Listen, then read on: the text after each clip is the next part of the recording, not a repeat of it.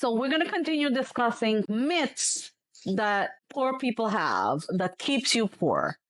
So the mindset that you have, your poverty mindset, this is what keeps you poor.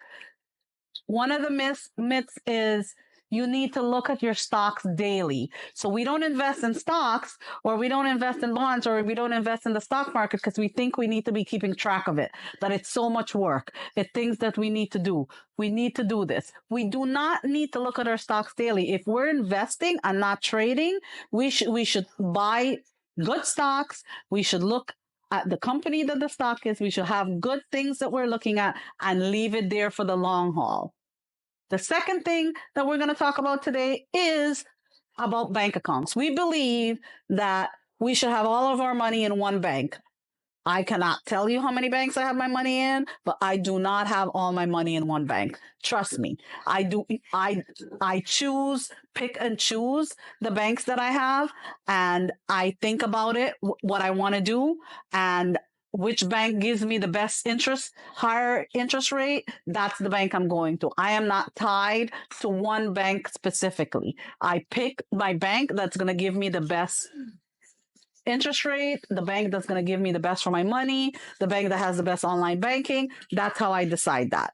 Third thing that we think about that is wrong is that you don't need an emergency fund. You need an emergency fund. Typically, you need an emergency fund, which is 3 to 6 months of your expenses. So if your expenses, your daily expenses, your monthly expenses to run your daily life is, let's say, $3,000, you need to ideally save up between $9,000 and $18,000. If that's not working for you and you're not able, you start with something. Start by having $1,000. Then you're able to do that.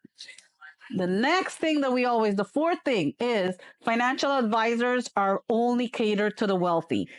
That is not true. Financial advisors will cater. You just have to find the right financial advisor for you, especially in today's society where many of us are investing and we need the advice of financial advisors. And if it's a smart financial advisor, then they'll understand that you start with something. It's not how much money you have now, it's how much money you will have. And if you're starting to invest, then you can they will legally be able to prioritize what you're having and doing your stuff how you want it to be done. Because one day, if you're investing wisely, you are going to be wealthy. The next thing is student loans are good debt. This is a big myth, and I have the biggest pet peeve about this. I do not believe in student loans, and if there is student loans, that I believe that we should really think about what the cost of student loans is. Owing on student loans, there is benefits with. There is low interest on student loans, and it usually get a preferential tax. But a debt is debt. Good debt. Please don't fall into the good debt idea of student loans. You have to think of more things when you're thinking about going to college and paying for your education. Your education is an investment. So when you're thinking about an investment, should you get a loan for this investment? What would be the return? Will you be able to pay back the student loan? If you don't feel that you have a plan to pay back the student loan, or whatever you're doing in school is not going to be able to pay back that, then you should not have a student loan. The thing that we should think about is you need money to make money.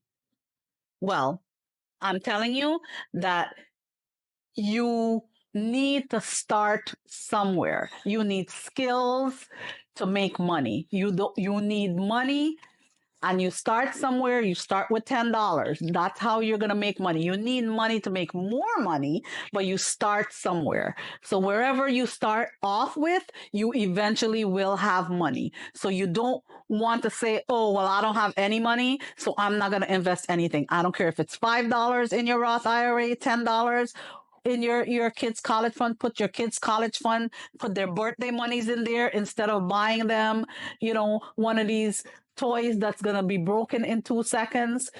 Yes, you can buy them a toy for $10. If they got $100, put $90 in their 529. Believe me, that $90 will become something. So no matter how much money you have, start somewhere. You want to be able to do that. You want to be able to start somewhere. Watch what you're doing. You don't need to make any extreme financial decisions. They won't lead to success. You want to make small, joyous experiences. So you want to be able to make those decisions one at a time, small ones at a time. Prioritize your long-term goals first before you consider anything else. Thank you so much for tuning in. As always, feel free to give me a follow to get updated on new and upcoming episodes, and listen in every Tuesday and Thursday, where I teach you smart money habits so you can make better money choices with a financial goal focus.